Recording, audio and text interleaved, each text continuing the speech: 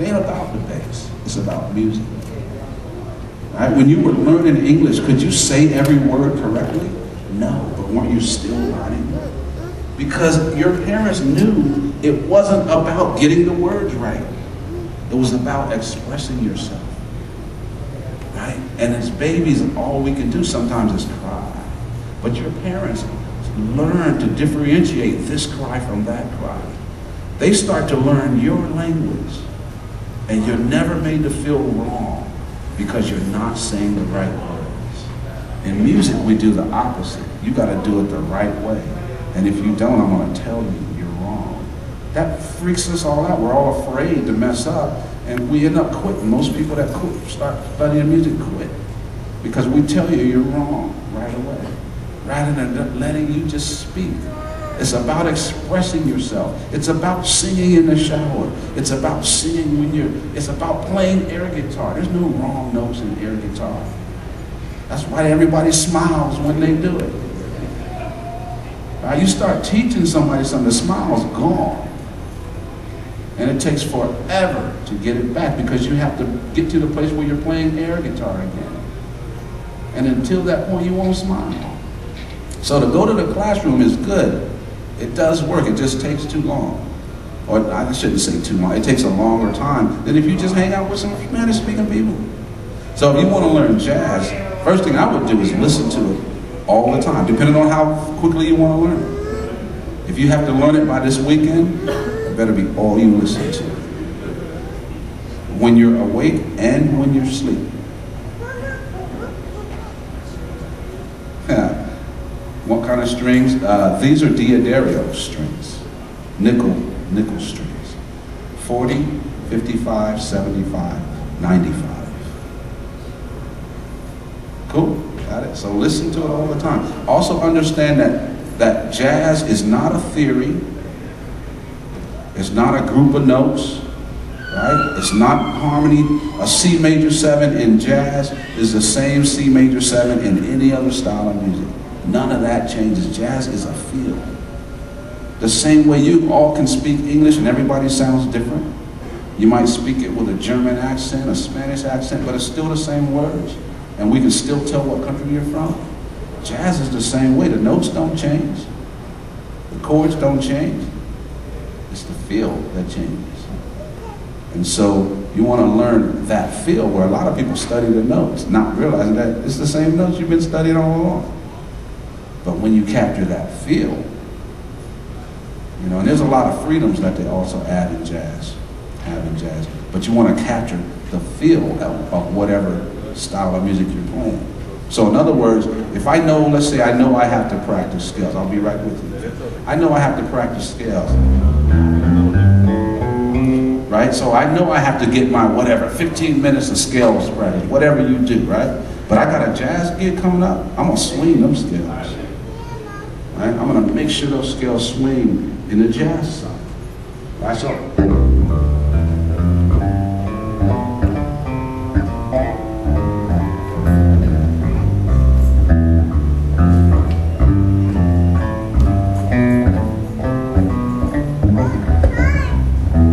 I'm going to do it in the feel of whatever I'm working on. And so for me, it's rare that I ever practice a scale just for the scale's sake.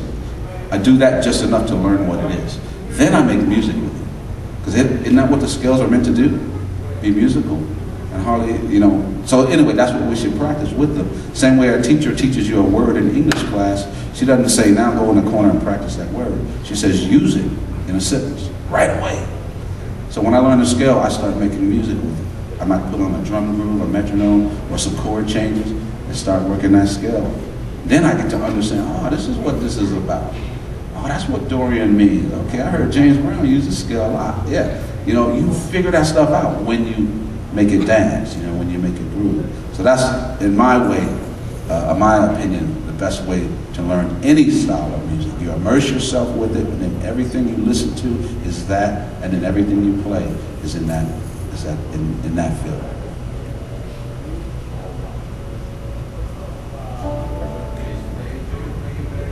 Thank you.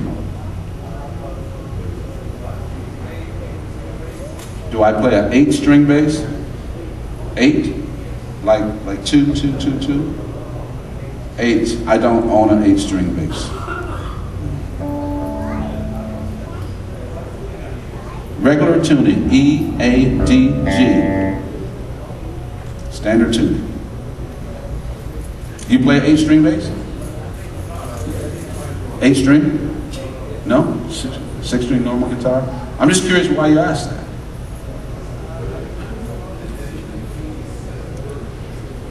Yeah, I don't see many 8-string basses. They're out there. And I see a lot of 6-string basses. 6-string, Steve back there, wherever he is, plays a 6-string fretless bass as his main voice. You know, and to understand, for me, wanting to be a complete bass player, I make sure I can play 6-string, 5-string. I make sure I can play fretless. I make sure I can play upright bass, keyboard bass, cello, things like that. The higher stuff? Cool. Tapping. Thank you. Thank you very much. Yes, sir. You're welcome. Thank you.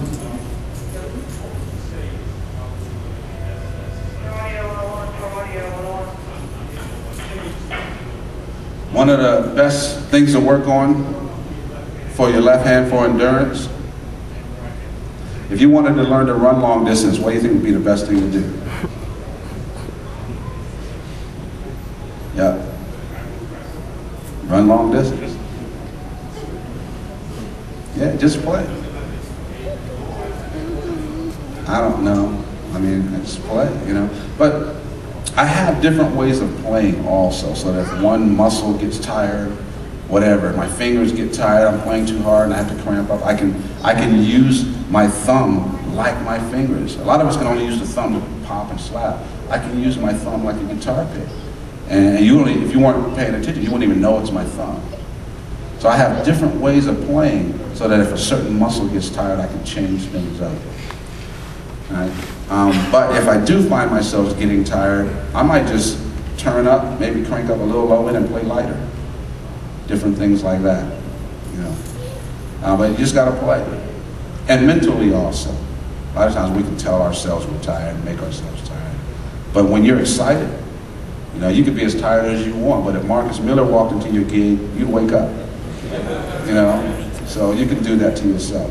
A lot of times tired is really physical, but a lot of so it's you mental. know Vic asked for no videotaping.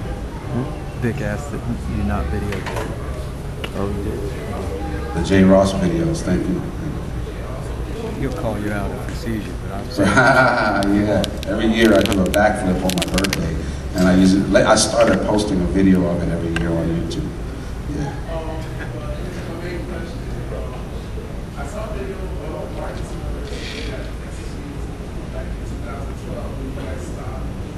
That was a while back, right? Yeah.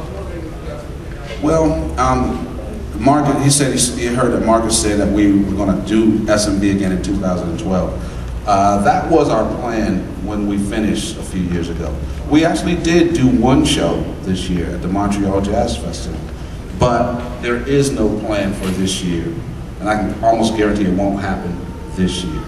I hope we do SMB again, which is Stanley Clark, Marcus Miller, and me.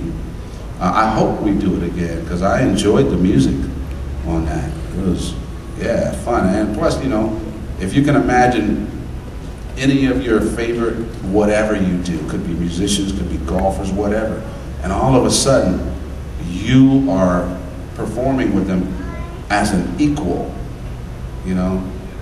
People are viewing you on an even plane. That's crazy, you know? And at that point, it goes beyond how well you play. It's, you gotta figure out how to deal with that mentally.